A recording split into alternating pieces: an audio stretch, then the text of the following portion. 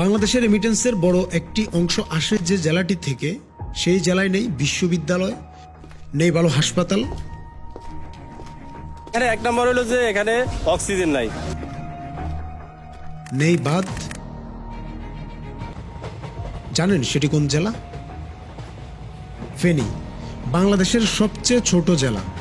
এই যে আপনাদের যে ড্রেনটা আছে, হ্যাঁ এটা মানে আপনাদের পানি উন্নয়ন বোর্ডের সামনের ড্রেন, ড্রেন। যেটা হয়েছে কি যে আপনারা পরিষ্কার না, পরিষ্কার না। এখানে পানি যায় কিনা সন্দেহ আছে, পানি একটু কম যায়। কম যায়।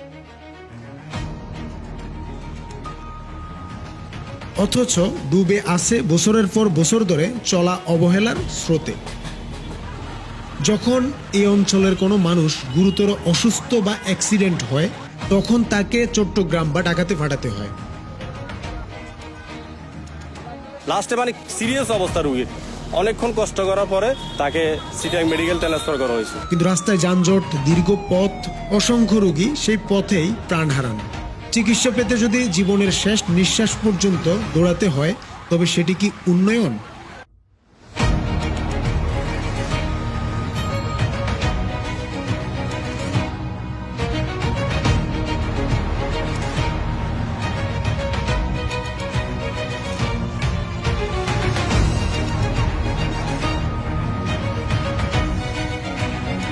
ফেনী হলো বাংলাদেশের চিকেন নেক, দক্ষিণ পূর্ব অংশে প্রবেশের একমাত্র সরু করিডোর।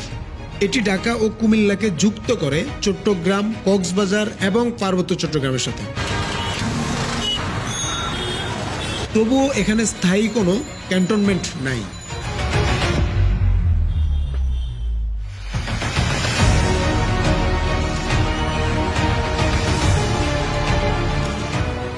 অথচ ক্যান্টনমেন্ট থাকলে সীমান্ত উত্তেজনা, সংঘাত, সন্ত্রাসী কার্যক্রম কিংবা দুর্যোগকালীন সময় সর্বক্ষেত্রেই এই করিডোরকে মুহূর্তের মধ্যে সুরক্ষিত রাখা যেত। তাও ব্রিটিশ আমলে দ্বিতীয় বিশ্বযুদ্ধের সময় ফেনীতে তৈরি হয়েছিল একটি গুরুত্বপূর্ণ সামরিক বিমান ঘাঁটি। এটি মূলত মার্কিন বিমান বাহিনী 1944 থেকে 1945 সালে বার্মা অভিযানে ব্যবহারের জন্য নির্মাণ করেছিল।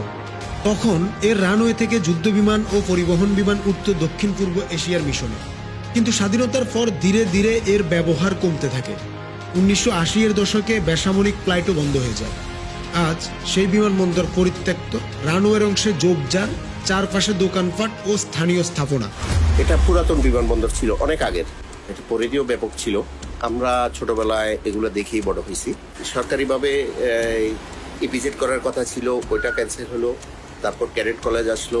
এখন মূল বাম পাশের জায়গাটা, ডান পাশের পুরোটাই ওনাদের ক্যাডেট কলেজে দখল করে নিছে। আর হচ্ছে ওই পাশে যারা যেগুলো আছে ওগুলো পড়ে আছে, ওগুলা সেনাবাহিনীরা ইয়া করছে। তাদের বিমানবন্দর, এটা যেটা পুরাতন বিমানবন্দর, এগুলো সেনাবাহিনীরা তাদের কন্ট্রোলে নিয়ে নিছে। তবে এত কিছু নায়ের মাঝেও ফেনীতে বন্যা এখন শুধুমাত্র দুর্যোগ নয়, বরং অভ্যাস। বৃষ্টি নামলেই মানুষের মনে ভয়, এই বুঝি আবার ডুবে গেল সব। 2024-এর ভয়াবহ বন্যা ফেনীর মানুষ কোনোদিনও ভুলবে না। ঘরবাড়ি, ফসলি জমি, মাছের প্রজেক্ট, খামারের মুরগি সব বেঁচে গেছে মানুষের। লক্ষ লক্ষ পরিবার হয়ে গেছে গৃহহীন ও কর্মহীন। সবচেয়ে বেদনাদায়ক ও লজ্জাকর সত্য হলো, পানি উন্নয়ন বোর্ড, যাদের নামে আছে উন্নয়ন, তারা ডুবে যায় হালকা বৃষ্টিতে। কি অদ্ভুত বিষয় না?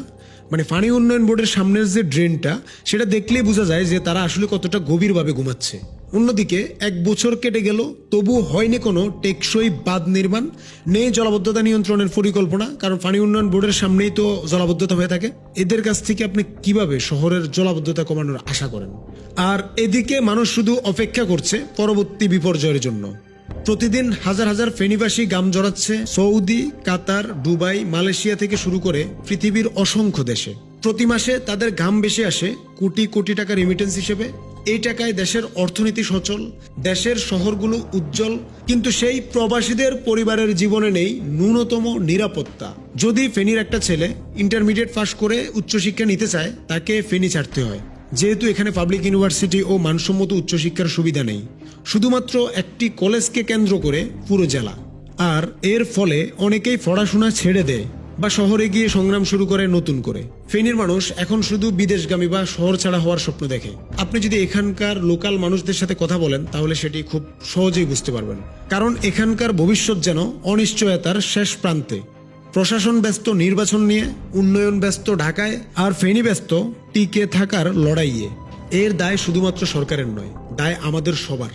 স্থানীয় জনপ্রতিনিধি থেকে প্রবাসী সমাজ, সচেতন নাগরিক, সবাইকে একসাথে দাবি তুলতে হবে। আমাদের দাবি খুব সহজ। আমরা বিশ্ববিদ্যালয় চাই, আমরা চাই সরকারি মেডিকেল কলেজ, পূর্ণ ক্যান্টনমেন্ট, শহরের ড্রেনগুলো থেকে শুরু করে খাল পূর্ণখনন চাই, আর অবশ্যই টেকসই বাঁধ চাই নিরাপদ ভবিষ্যতের জন্য।